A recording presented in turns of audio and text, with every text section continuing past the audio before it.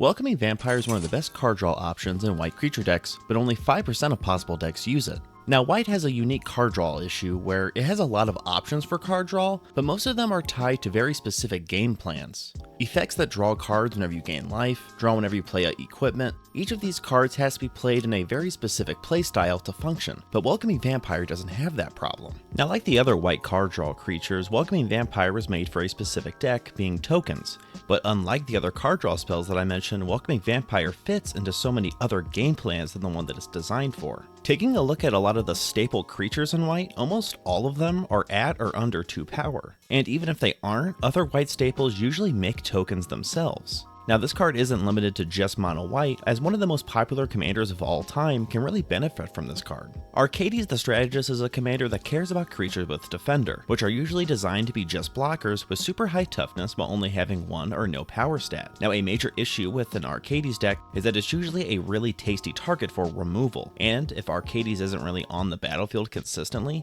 then the deck doesn't function.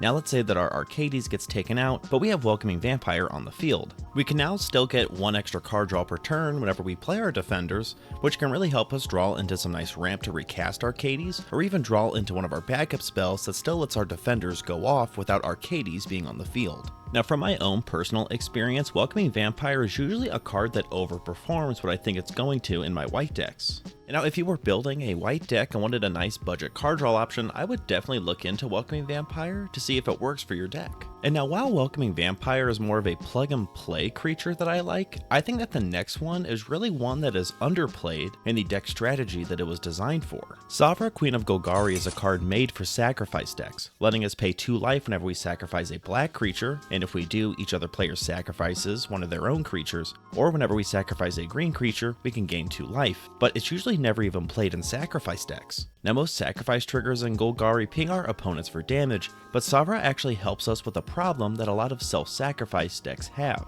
Now let's take a look at Yigra, Eater of All. Yigra is a commander that turns every other creature into a food token and buffs itself off of food being put into the graveyard. Now with Savra on the board, let's say that we sacrifice a black creature. Not only are we buffing up Yigra, but now we don't even have to really pay life for Savra's ability, since we're gaining 3 life off of that creature being a food token. Savra's ability also solves a problem that a lot of Yigra decks have, which is our opponents having a big board of creatures. Savra makes all other players sacrifice a creature, so we could sacrifice a black creature, trigger Savra each time, and a lot of the non-creature decks might have an open board. Savra also gives the extra benefit of buffing up Yigra even more. Since each of our opponent's creatures are food tokens off of Yigra, once they are sacrificed, they buff Yigra up whenever they enter the graveyard. So now, not only does Yigra get +2/+2 from our own creature that we sacrificed, but it goes all the way up to +8/+8 from the other 3 players that also had to sacrifice off of Savra. And now Savra doesn't only work with Yigra, but a lot of other sacrifice decks that could benefit off of our opponents having less of a board state.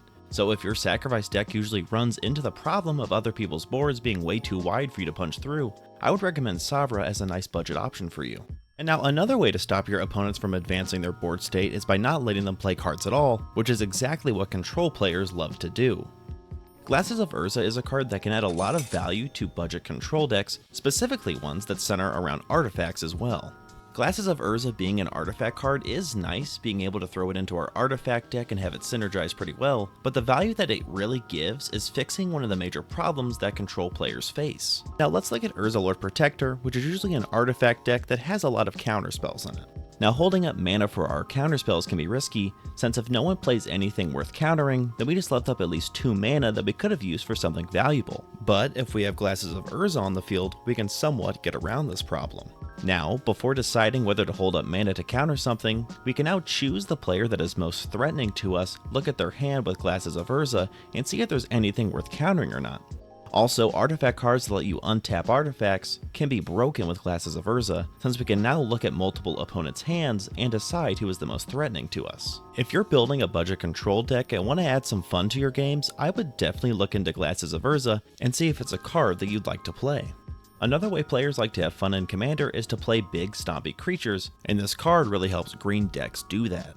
Far Wandering is a ramp card that adds a lot of value to landfall decks. For only 3 mana, if we have 7 or more cards in our graveyard, we can search our library for 3 basic land cards and have them enter the battlefield tapped. Commanders and decks that care about putting our own cards into the graveyard are usually able to meet this requirement quite quickly, and it can also really push decks ahead, getting 4 lands in just one turn if you're able to hit your land drop before casting this spell. Now, Landfall is a strategy that can really benefit off of this card. If you're able to use the ability of Far Wandering, your landfall triggers will happen 3 times. So that means that we can potentially get 3 mana off of Lotus Cobra, have Scoot Swarm make 3 copies, and Rampaging Bullifs make 3 4/4 beast tokens. Personally, I really like Far Wandering and landfall decks over other typical ramp spells like Explosive Vegetation and even Cultivate because of the upside of Far Wandering. And now if you have a landfall deck and notice that you're hitting the 7 card requirement pretty early in games, I would definitely think about throwing Far Wandering in as a better ramp spell that helps synergize with your deck.